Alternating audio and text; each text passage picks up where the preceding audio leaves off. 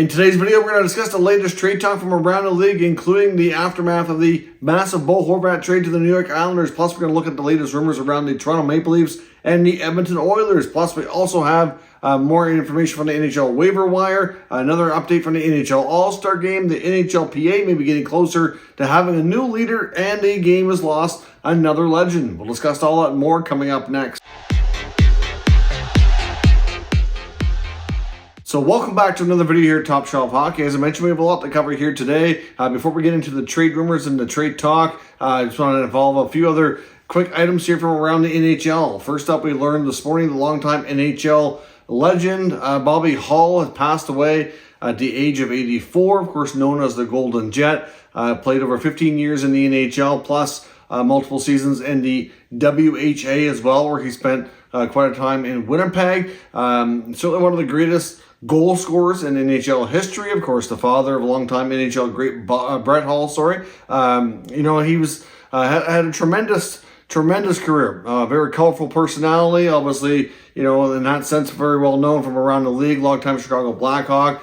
Certainly had his fair share of controversies off the ice as well. Certainly just thinking of him as a player, though, and the impact he had on the game. Certainly one of the biggest stars of the 1960s and a huge part of NHL history. And certainly want to offer our condolences to his family and friends. Before we jump into further news as well, I just want to take a look back at this day in hockey history. On this day back in 1999, we saw a really odd scenario unfold as the Montreal Canadiens did battle with the Carolina Hurricanes. The Montreal Canadiens ended up losing the game to Carolina 3-1, but they only gave up 10 shots on goal to the Hurricanes. It was quite a night. Obviously, Jeff Hackett was the goaltender in for the Montreal Canadiens. He ended up allowing 3 goals on 8 shots. Obviously, the Hurricanes got a couple of shots on that. Obviously, with the goalie out, that didn't count against him.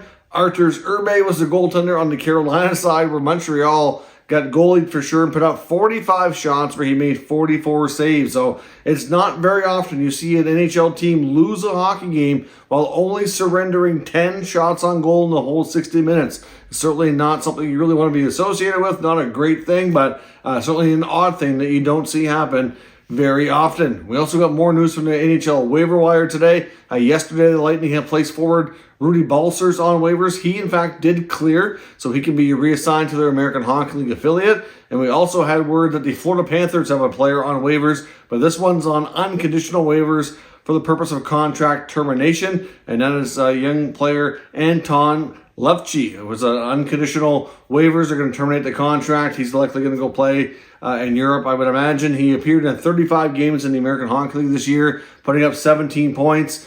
Played 2 NHL games, didn't record any points. He was an undrafted European signing, and obviously not real pleased with how things are working out, so they've mutually agreed to terminate the contract. That should be made official tomorrow. We got word today that Seattle Kraken star rookie Matty Beniers is going to miss the All-Star game. He was supposed to be the Kraken's representative at the All-Star festivities, but of course, because of what I call a senseless, needless hit from Tyler Myers when they played the Vancouver Canucks not long ago, he's been hurt and will not be able to participate and won't be back until sometime after the All-Star game. Of course, Myers laid a big hit on him when the puck was nowhere to be found, completely unfounded. I'm not really sure what Myers was doing or thinking. I'm really surprised there was no discipline involved with that, but he's going to be out. Now, the odd part about this, in my opinion, is that the NHL has announced that Vegas Golden Knights forward Chandler Stevenson is going to replace him. Obviously, that means that the Seattle Kraken will not have a representative now at the All-Star game. I know they make a big fuss about having a representative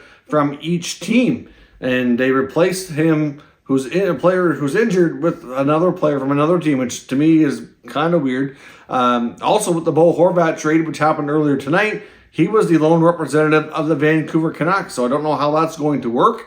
I don't know if they'll consider him a Canuck for these purposes and still have him play in the Pacific Division, or what that's going to do, because he's now a New York Islander, which obviously theoretically leaves the Vancouver Canucks here without a representative as well. I know that's not the NHL's fault that the teams here have decided to consummate a trade so close to the All-Star festivities, so I don't expect the league to have to necessarily come up with a solution to deal with that on such short notice.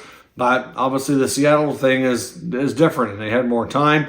I'm not sure if there's any possibility they asked a few other Seattle players if they would go and they declined, I don't know. Just seems weird that we're going to see teams now with no representatives at this All-Star game.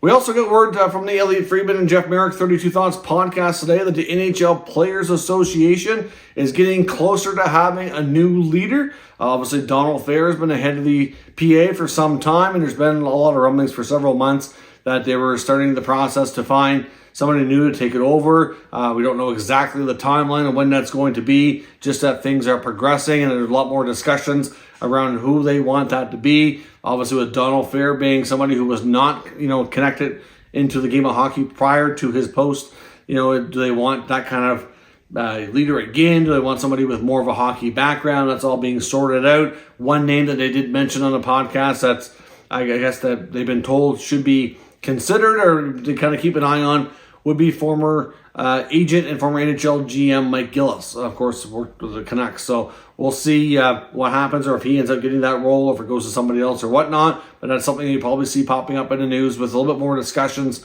in the coming weeks. Of course, as we mentioned, we had a blockbuster NHL trade today. Nice to see some activity after all the weeks and months of chatter around captain of the Canucks, Bo Horvat. He's finally been dealt. And a bit of a surprise trade to the New York Islanders. Actually, when I had this video prepped to record before the Horvat trade went down, and in that video we were talking, or I had my notes to talk about how the Elliotte Friedman talked today about the New York Islanders being one of the teams that are in the mix for Horvat. Of course, didn't really have the information to suggest anything was imminent or that they were the front runners to land the deal, but in fact it did. Now, of course, I do have the other video analyzing the trade in more in depth on the channel here, which I'll link up in the YouTube cards. But certainly, Horvat goes to the Islanders in exchange for a young player, he's 25, Anthony Beauvillier.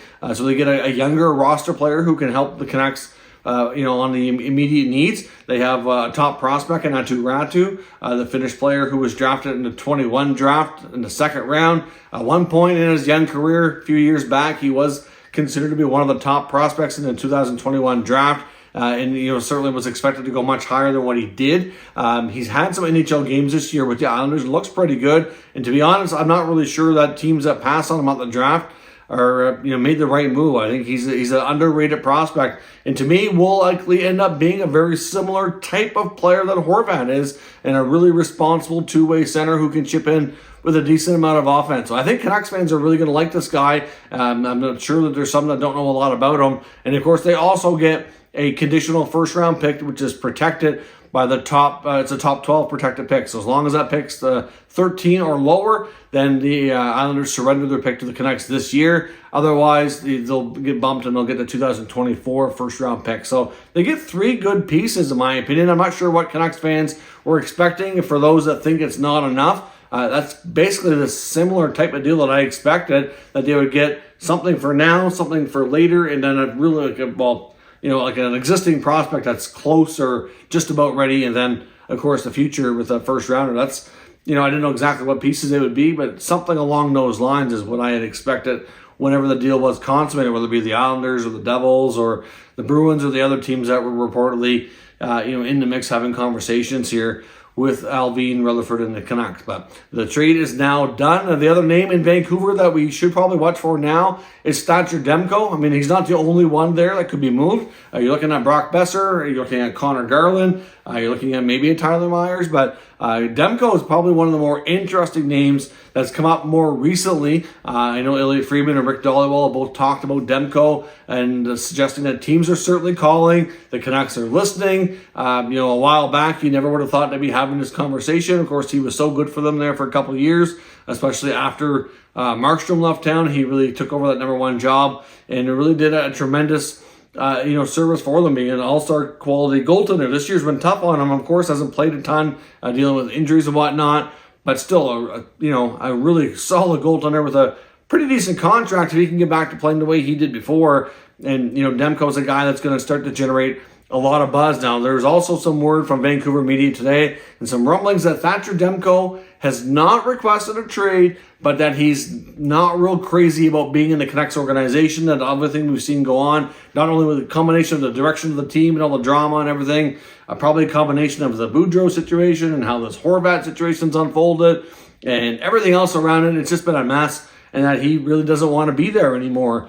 So, he hasn't formally requested that according to what they're saying, but it sounds like, he'd be quite welcome to a trade. Now, we've heard rumblings about different teams maybe being in the mix there. You're looking at LA, you're looking at Pittsburgh, maybe Columbus. I know there's a lot of Senators fans clamoring for the Senators to look into this as well. I'm not sure that really, I understand they don't have a goaltender of his caliber, and maybe they should look into it, but it's not going to be a cheap deal, right? So I'm not sure if that's the best way to go for them, but certainly something they should at least be considering. And there's other teams too. You could probably even look at maybe even like a team like Seattle, for example.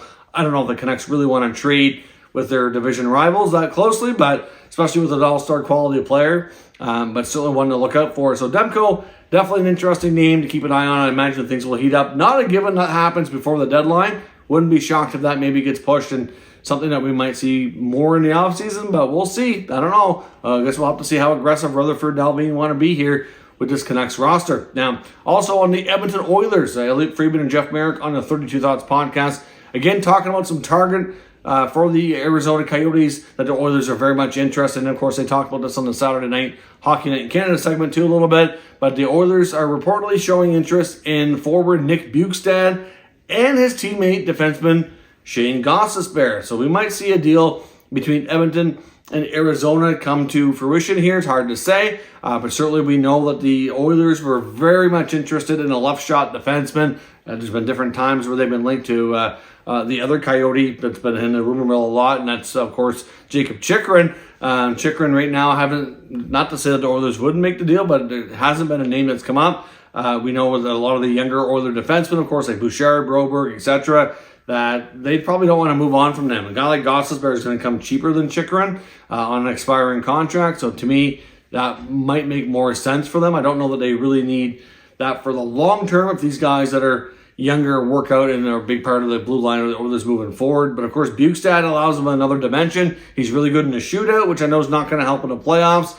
But essentially, like they were saying, it could help the Oilers down the stretch getting into the playoffs. If they get into those type of situations in NHL regular season games, then they have an extra weapon at their disposal to make sure they get that extra point, which could become very valuable, of course, right? So, not to mention that he's obviously a really big guy, got size, and certainly somebody who can kill penalties. He's got a shorthanded goal this year and things like that. So they like that to kind of shore up their bottom six. So might be interesting to see what works out here between Edmonton and Arizona. I don't know exactly what the asking price would be. I would imagine on Bjugstad it's not going to be overly high. The other good part about Bjugstad as well, he's not making very much money, under $1 million.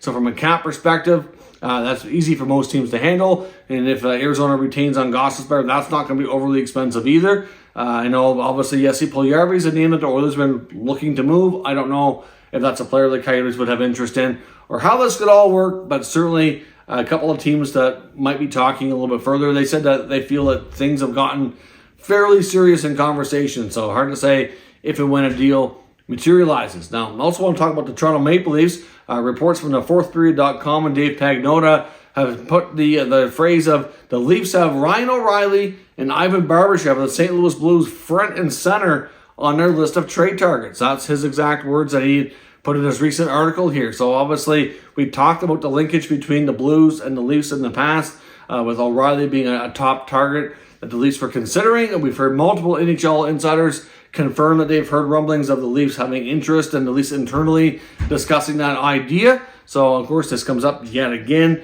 but this time the wording seems to be a little bit more serious. Of course, O'Reilly's making $7.5 million. Barbashev's making $2.25 million, both on expiring contracts. So I'm not sure exactly what the Leafs would have to give up here, but even if the Blues retain 50%, that's just shy of $10 million. With their full contracts, retaining 50% gets it close to $5 million. So obviously you're looking at some kind of combination of Kerfoot, Engvall, Justin Hall, etc. would have to be moved off the roster to free up the money. I know the Leafs have reportedly have not wanting to move Matthew Nyes or their first rounder. I'm not sure they can make a deal of this magnitude without at least one of those being included. That's tricky to say the least. But given the fact that they have TJ Brody back now, who was out injured, Sandin, Liljegren, Connor Timmins have all played well. A lot of the NHL insiders feel that the Leafs no longer feel that pressing need to really add on the blue line. So they very well might stick with what they have and try to add up front. Obviously, they feel like Ivan Barbashev would be a tremendous help to really solidify that third line, which would certainly make some of those other guys, like I said, like an Engvall, for example, a little bit more easy to part with. And of course, O'Reilly adds another veteran guy who can play center, with a lot of solid two-way play, a lot of experience, won a Stanley Cup. He'd be tremendous assets for sure. Now, he's personally publicly in interviews expressed interest to stay in St. Louis, but I wouldn't expect him to say anything different. And to be fair and honest, even if he was traded, doesn't mean he can't re-sign with St. Louis in the offseason. Hard to say just how much of a retool we'll see the Blues go through. But certainly, they have a different mix of players there. They obviously have a younger group that's not super young, but it's kind of, your new leaders like your Robert Thomas, your Jordan Kyrou. You have guys that are a little bit older like your Tarasenkos and your O'Reillys. And there's some arguments that maybe the stylistic level of play between them, there's not a good jive, and they need a different mix there and a different, maybe a few players to work with some of these, the newer core group of the St. Louis Blues. So it might be time to move on from some of these veteran players. It's hard to say. We know the St. Louis Blues have moved on from a few captains in the not too distant past, I should say. So we know they're not afraid to do that. And certainly if the Leafs are willing to offer them the right package, then we'll have to see. But they're going to want something good for when it comes to O'Reilly and Barbashev. They're definitely going to want a top prospect or a first or some combination of that. So I know with a lot of the talk around what the Leafs don't want to give up, I don't know that they're going to have a choice if they're really that serious on making this kind of trade that these NHL insiders are suggesting that they're considering doing and talking to the Blues about. So we'll see where things go. Let me know your thoughts on all this today's news and rumors down in the comments, and we'll discuss that further. If you're new to this channel, of course, make sure you subscribe and stick around. We'll keep you up to date with all the latest news, rumors, and analysis of all 32 NHL teams. Thank you for watching, and I'll catch you next time.